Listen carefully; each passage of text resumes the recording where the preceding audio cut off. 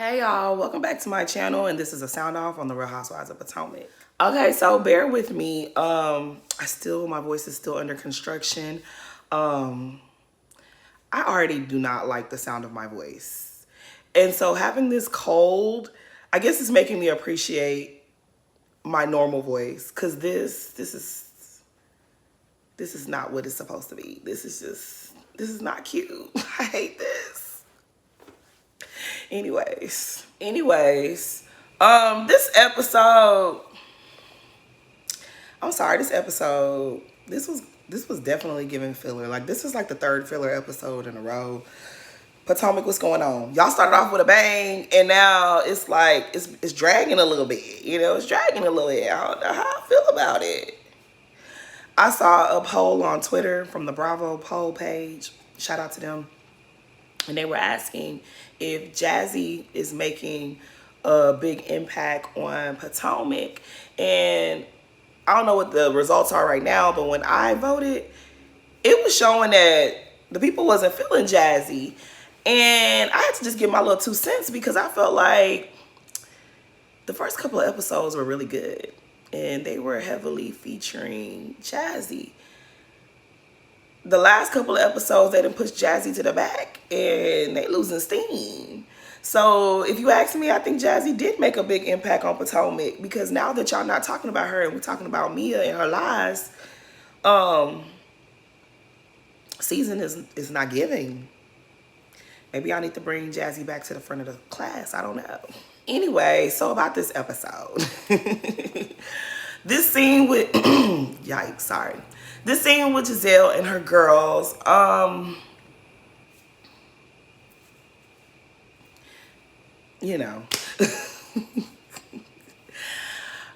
takeaway from it is her talking about this legal battle she's about to embark on over her father's estate. And when I tell you, I do not envy her. Having to fight over a deceased loved one's estate, I've been there.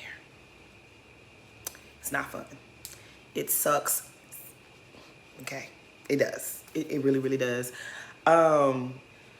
Girl, get your affairs in order. Get your affairs in order. That is why every time Candy would talk about, a trust and a will and all that stuff, when it came to Todd and her children, that used to just, it irks my nerves. It irks my nerves because I've been there. I've been there. If you love your children, if you love your loved ones, put everything into a trust. Because these wills don't hold up anymore. These wills are not doing what they used to do, I guess. I don't know. Wills can be contested. Put what you want in a trust, okay? I advise everybody to do that. If you have a little something you want to leave your people, put it in a trust. Buy life insurance policies and get some trusts and IRAs and all that shit. A will, just do what you're supposed to do. I don't even want to get into it because my PTSD is being triggered right now. So anyways, we're going to move on to the next. So Stacey and this man. Y'all inspired me to come do this video, okay? Because I had something to do. But I got to get on. I really don't want to believe Stacey's this slow. Like, so this is the thing. The moment that TJ asked Stacey if she was going to look into getting a forensic accountant, I became disgusted. I did not like that. Why would he ask you that? You are not interested in much of anything that's going on with this woman unless it pertains to the show. And now you want to know the finances of her ex-husband and what money he has and may not have and what she's going to be getting. It's giving very much grifter. It's giving, you're targeting Stacey because you know that she may end up getting a really big bag from this divorce and you want some of it. I don't like you. I don't like you because why is that your business? Why is it your business what she stands to get financially from her ex-husband? You don't want to talk about nothing else. You don't even want to flirt with the lady. You don't even want to make her feel no kind of way, but you want to know about her finances. I do not like you, sir. I do not like you. It's giving grifter. You don't seem the least bit interested in Stacy romantically. But baby, them eyes looked real romantic when you was asking about that money. I don't like you. I don't want to see him on our screens next season. I don't. Now, Wendy, I love you down. I love Wendy down. Everybody knows that. That's my Gemini sister. That's my West African sister. But when I tell you I'm not the least bit interested in her telling her mom she quit John Hopkins, I didn't need this scene. I didn't care about this scene. I guess you needed something to film, but I promise you I don't care. You know, the moment that the mother and daughter dynamic changes and shifts to the point where I'm now paying you an allowance to help supplement your lifestyle, I don't feel like I should be afraid to tell you that I'm making decisions for myself at this point. You 40 years old. Okay. Now, I'm not saying that Wendy doesn't need her mother's guidance because she's 40 and she makes her own money. I'm not saying that. But, because baby, if I could have Marjorie here with me to guide me for the next 50, 60, 70, 80 years, I would do that, okay? I love my mama. I miss my mama so much. I do. I really do. Especially around this time of the year, okay? But I feel like once you turn 40 and you are taking care of yourself and you have your own children and a husband and a household, you ain't got to be scared of your mama to tell her the truth about the decisions that you're making for yourself. So all this, okay, I'm scared. I'm going to take her. I want her to have extra alcohol in her drink because I'm nervous to tell her that I quit my job.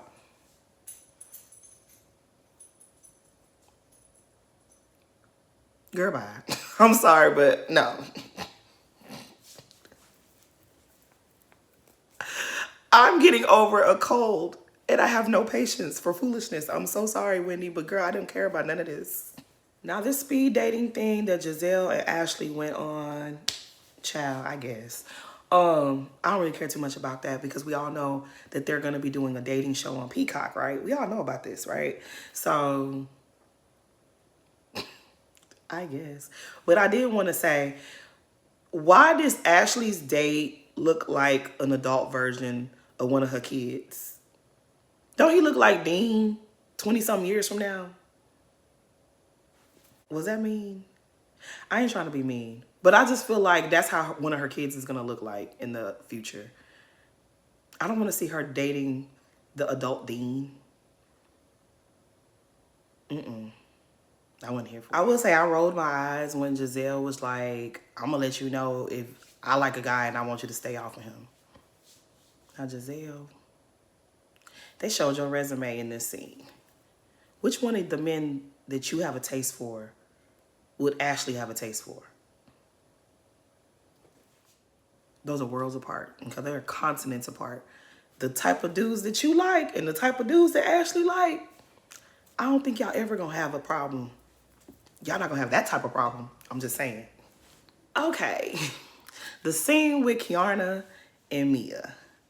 It was very annoying to me. It was frustrating to me because you really see Kiana sitting there trying to be a decent person and a team player. You see her trying to make sense of what Mia is telling her. But Kiana, there's no sense to be made because the lady is lying. You cannot make sense out of senseless lies. There's just no sense to be made. She's sitting there really trying, child. I just came with me. I just cannot. Oh my God. The thing, right? I know we keep talking about some, oh, Gordon is manic. Gordon has bipolar. Gordon is this, Gordon is that. Mia is forcing this storyline down our throats. I'm about to start acting manic in a very short second. Like, I'm annoyed, okay? In what world is it okay for your ex, husband or wife, to force you to be around the person they cheated on you with? And y'all all hang out together with the children. That's not normal. I believe in blended families. I love to see blended families. But that has to happen organically. That takes time. You don't end a relationship with your spouse and then a few months later force them to hang out with you and the person you cheated on them with. That is not normal. So if the man is cool with it 1 minute because you're forcing it down his throat, and then the next minute he's like, I'm uncomfortable, That doesn't sound like mania. That sounds like a normal reaction that any human being would have. That doesn't sound like someone that's suffering with their mental health. That just sounds like a normal person. Like, okay, I can deal with this for so much, but after a while, I'm over it. Like, what are you trying? Like, girl, this is so stupid. And I'm getting annoyed because I don't believe any of this. I just don't. Like, so I made a tweet, and I basically said in a tweet, like, y'all want us to believe that Gordon is just now being diagnosed with bipolar in his 70s. And they've been together for 11 years, but he's just now started acting manic last year. And that's when he got diagnosed. Y'all also want us to believe that he's manic and the medicine is not helping, but Mia feels comfortable leaving her young children in his care. And most people was like, you right, like that part, right? But there were a few people that called themselves trying to check me. And I don't like to be checked. I definitely don't like. Now, if I'm wrong, check me, okay? But I don't like to be wrong. And I definitely don't like to be checked. But if I am wrong, do what you gotta do. So basically, a couple of accounts tried to say that I was being misogynistic, how I was trying to make Gordon this victim and Mia this temptress. And because I said the math wasn't mathing, they was like, the math is mathing. She was 19 years old and he was 50 and he's no victim. And that I was babying Gordon. First of all, I wasn't babying Gordon. I think all of them are lying. I think all of them are in on this together. Mia, Gordon, Ink, and Jacqueline, all of them are in on this together. If I'm questioning the storyline about his bipolar and his mania, he would have to be in on the lie as well. Like, context clues, people. Use your thinking caps before you try to come for me. But anyways, so in the midst of this back and forth, I decided to fact check, okay? Because I'm trying to make sense of this timeline. So according to Mia's math, Mia moved to North Carolina with Ink when she was 19. That would have been in 2003, right? Because she turned 40 this year, right? Just last month, she turned 40, okay? So that would have been 2003, right? She said she met Gordon when she was still 19. So that would have been around the same time. So I've been asking, well, when was she married to her first child's father? So I wanted to know how old her son was. So I go back to season 6, episode 2, because that's when they formally introduced Mia to Potomac viewers. And found out that her son was 13. So that means she had her kid around 2008. So now he should be about 16 or 17. And she married Gordon in 2013. So you met Gordon in 2003. You were still with Ink. You were stripping. But then you got married in about 2008, 2009. Had a kid. You were still stripping. And then you claimed that Gordon took you out the strip club. But then the same time you got with Gordon, you received an inheritance from 3 of your deceased grandparents. But you were still stripping even though you had an inheritance. And you was married to a whole nother man. And you was with Ink and Gordon and your first husband. That's the stuff that makes me not believe nothing that Mia has to say. And if you and Ink moved to North Carolina, how was he trying to talk to Jacqueline when y'all broke up? Because he was in North Carolina and then he went to Atlanta. So did he go back to Maryland and try to get with Jacqueline? All of you are liars. And speaking of liars, while I went back to see how old Mia's son was when they debuted in season 6, why I catch this bitch in a whole nother lie?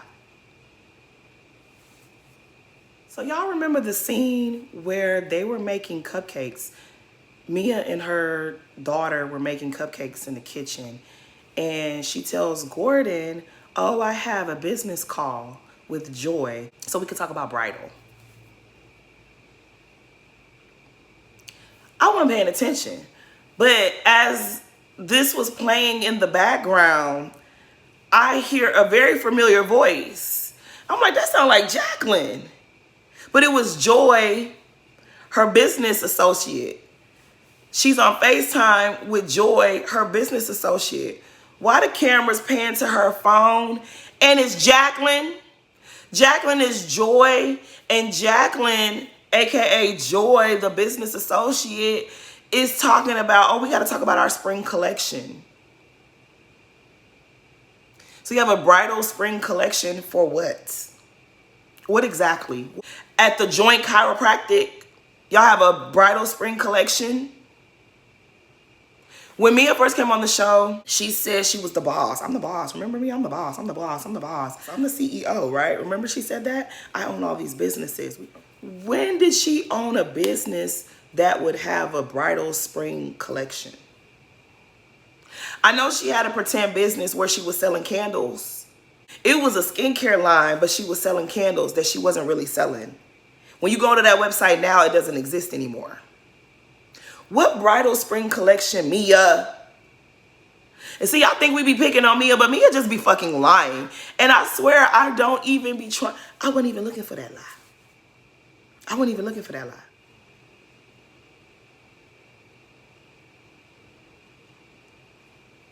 I promise you, I don't even be trying to look for Mia's lies.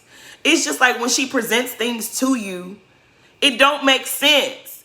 And then you're like trying to make sense of something that is a lie, and you just can't help but realize she lying. How is that me defending Gordon?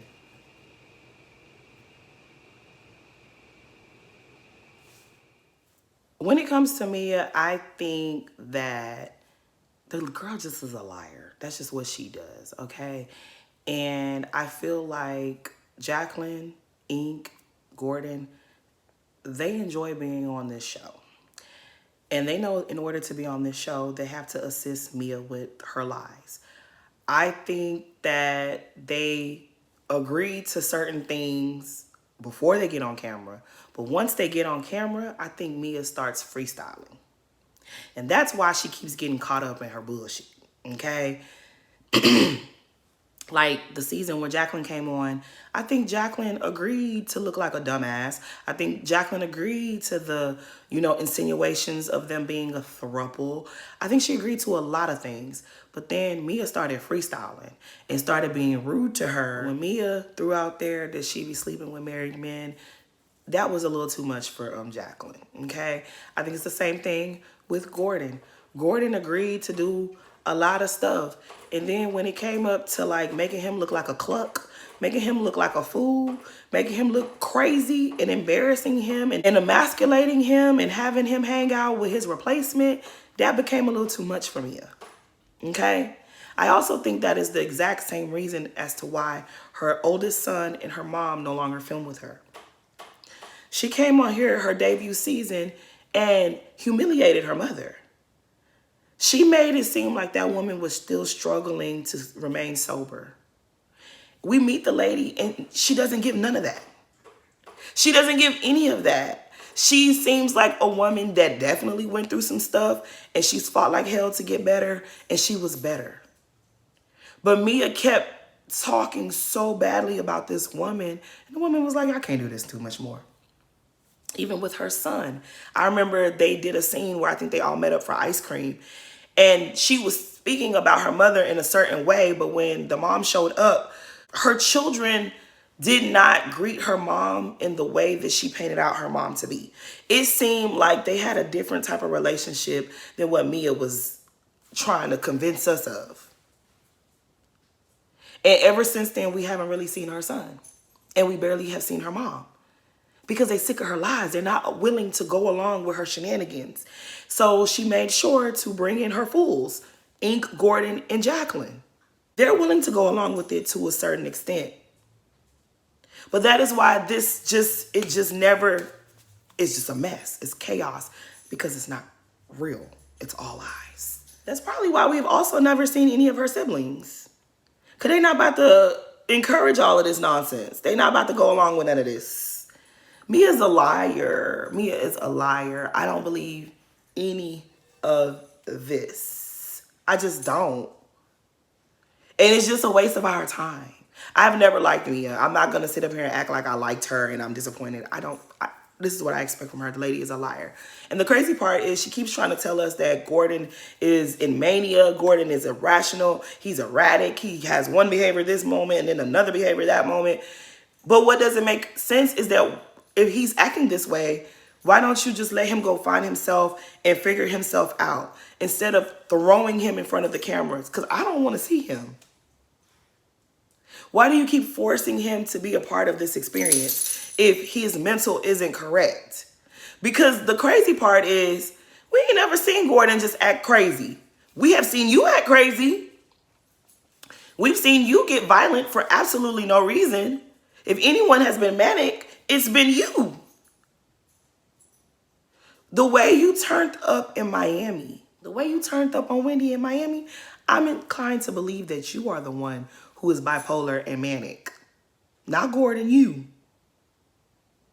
Anyone who would come on here and lie about having cancer and lie about having sarcoidosis, she lied to her own mama. Her mama was like, what's going on? And she forgot she told her mama to lie that she had cancer. Then she told Robin she had lumps on her ass. Robin was peeping her out in her bathing suit. She said, I ain't see no lumps. I ain't see nothing. I'm really starting to believe that, Mia, you're the one that has some type of mental disorder. Because a person who lies like you ain't normal. You might be the one who needs to go be evaluated if we keeping it a buck. I'm just saying. As far as the scene with the kids, only thing I really want to say is that these kids seem to be more intelligent and have better sense than their mama. That's all I got from it.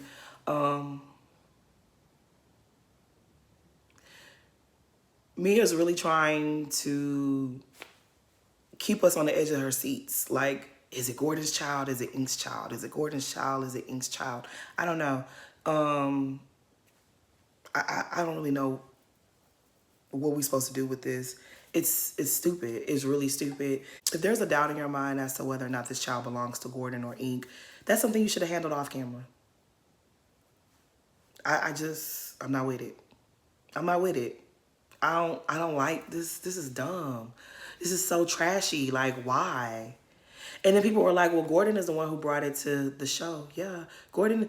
When I'm saying about Mia, Gordon is not exempt from any of it. All the insults that I have for Mia, I have them for him as well. This is trashy. That means both of y'all are trashy. Like, it's not just Mia. They both are stupid. They're both ridiculous. All of them are playing in our faces. I'm not just saying this about Mia. She's the main person that's going to get the smoke. Why? Because she's the housewife and she's the one bringing this to our show. That's really all it is. Because you have to really think about this, right? If there's a question of paternity, that means, Mia, you were trying to conceive and you were unsuccessful. So you sought out fertility treatments and you said you had IVI. I don't know the terms. Don't come for me. But she has IUI. Was it IUI? I think it was IUI. And how careless do you have to be that you're trying to conceive a baby with your husband and you're not successful, and so you seek out fertility treatment, but then you still having raw sex with your ex?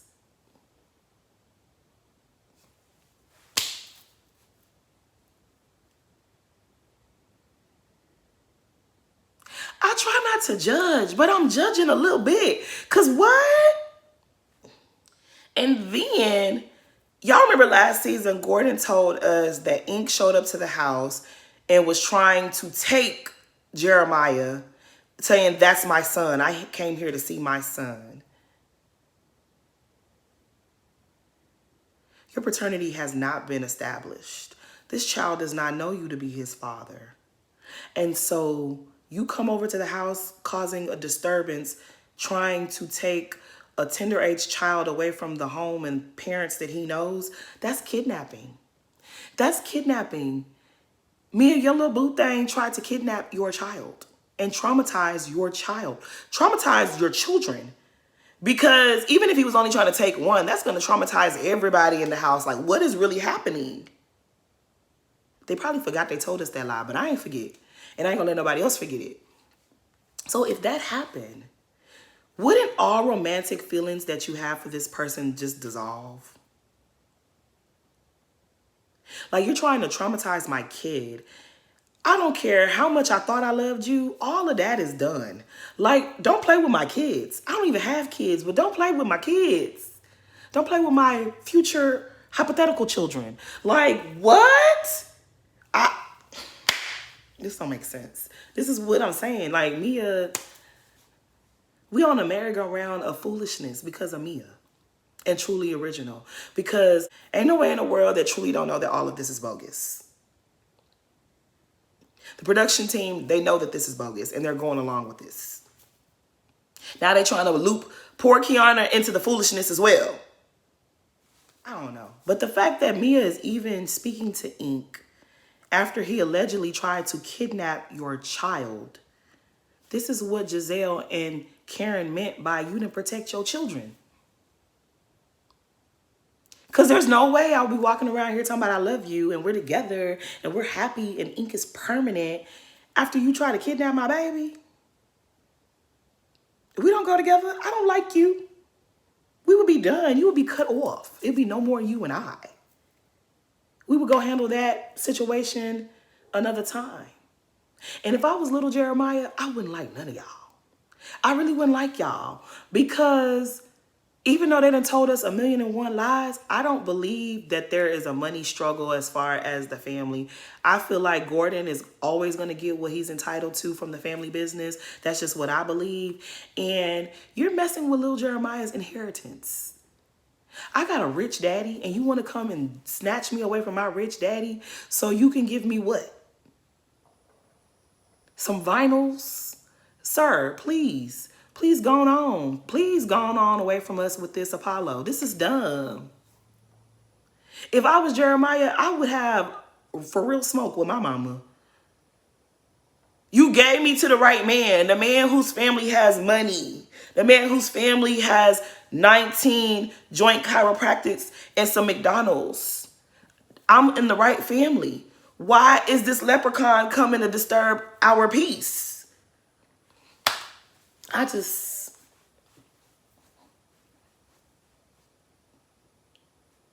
Get her off the show. Oh my gosh, this is annoying. This is annoying. This is so annoying. This is so annoying. I just can't. I can't do this anymore with Mia and her lies. And I'm going to keep clocking them though. Because if you're going to keep telling us lies, I'm going to keep clocking them. Because I promise the way I did not go looking for this little bit of stuff that I found out about her and Jacqueline. I really didn't go looking for it. It just, boop, it was there. It was there.